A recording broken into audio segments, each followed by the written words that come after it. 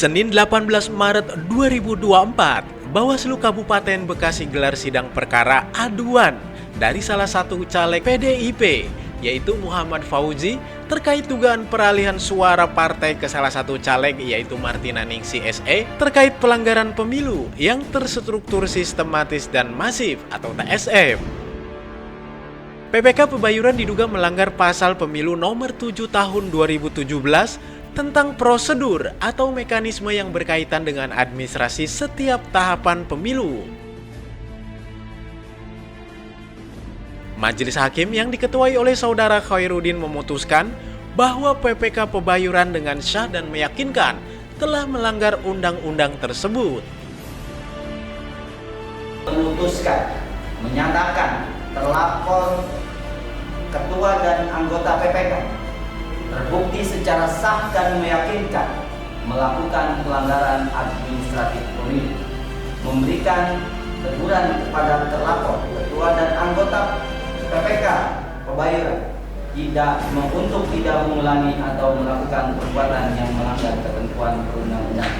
Ketua Tim Pemenangan Muhammad Fauzi, Saudara Edo Damaro menjelaskan perkara aduan Partai PDIP ke Bawaslu Kabupaten Bekasi terkait pelanggaran yang terjadi di PPK Pebayuran yang terstruktur sistematis dan masif atau TSM sangat merugikan calegnya. Dirinya berterima kasih kepada Bawaslu bahwa sesungguhnya Bawaslu telah menjalankan amanat undang-undang sekaligus sebagai garda terdepan demi terwujudnya pemilihan umum yang luber, jujur, dan adil.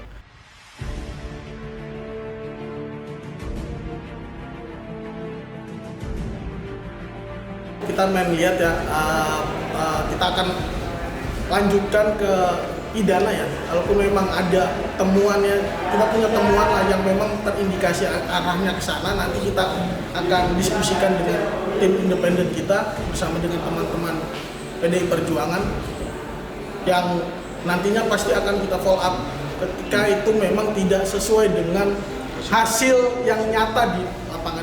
Bawaslu juga hari ini ketika putusan itu sudah diputuskan, Bawaslu punya surat rekomendasi untuk dorong ke KPU ya, kabupaten dan kota. Kalau memang di KPU tidak menerima, kita akan tempuh di provinsi. Kalau provinsi tidak, ini kita akan tempuh mungkin teman-teman ini dengan MP, Karma Partai. Putusan Majelis Hakim yang memutuskan bersalah terhadap PPK Pebayuran secara sah dan meyakinkan menunjukkan bahwa kecurangan pemilu di wilayah tersebut memang terjadi. Meskipun hanya berupa teguran keras dan administrasi. Usai putusan pengadilan Bawaslu tertanggal 18 Maret 2024, Tim Pemenangan Muhammad Fauzi sudah menyiapkan langkah jalur hukum guna menjerat oknum PPK Pebayuran yang menyebabkan kerugian material dan imaterial.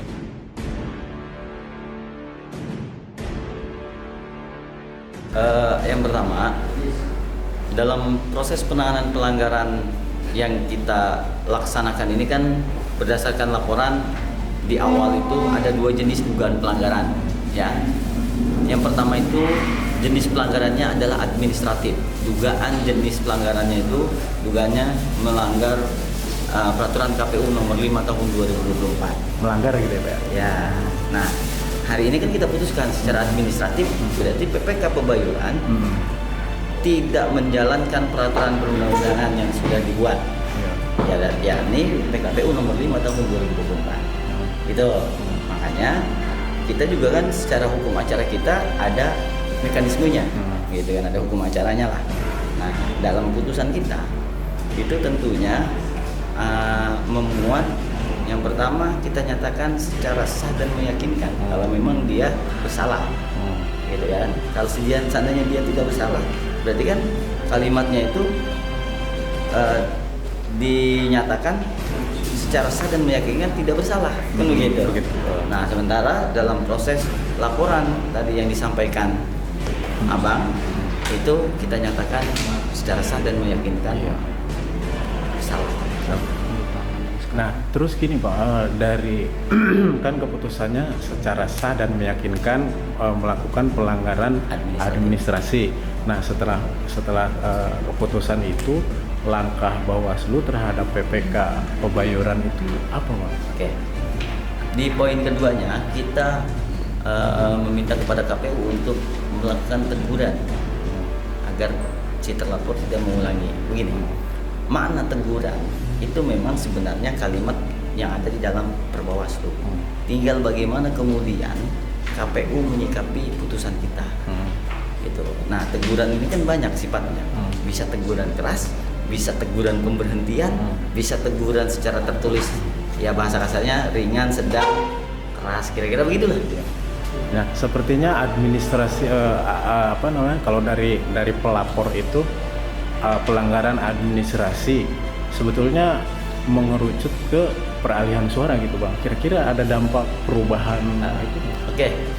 Dalam proses penanganan pelanggaran administratif hanya menilai tata cara, prosedur dan mekanisme dalam proses penyelenggaraan pemilu yang dilaksanakan oleh penyelenggara pemilu. Ya tentunya dalam hal ini adalah KPU dan jajarannya. Siapa? PPK, PPS, KPPS sampai di jajarannya ya. Seperti itu. Nah, ketika dalam konteks menilai itulah gitu kan. Jadi mereka dalam melaksanakan tugasnya ini kan diatur.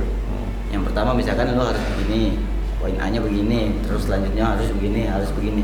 Nah, ketika itu nggak dijalanin salah satunya, ini kan berarti ada kesalahan prosedural. Nah, kita dalam proses putusan penanganan pelanggaran Bawaslu itu hanya menilai itu, nggak menilai itu terkait masalah hasil. Gitu. Terus gini Bang, ternyata memang si pelapor ini masih belum puas terhadap keputusan. Dengan keputusan itu. Nah, mungkin mereka coba akan melakukan langkah-langkah. Oh iya. Ya, nah kira-kira Bawaslu. Dalam kepemiluan, hukum pemilu memang ada upaya-upaya hukum yang dilakukan oleh pelapor. Yang pertama, ketika putusan yang hari ini kita buat dan kita bacakan, ya kan, pelapor silakan mengajukan koreksi kepada yang di atas, ya kan, kayak dalam hal ini misalkan Bawaslu Kabupaten membuat keputusan, kemudian dari pihak pelapor tidak puas, silakan ajukan koreksi kepada Bawaslu Provinsi. Itu ada jenjangnya lah ya, ada jenjangnya.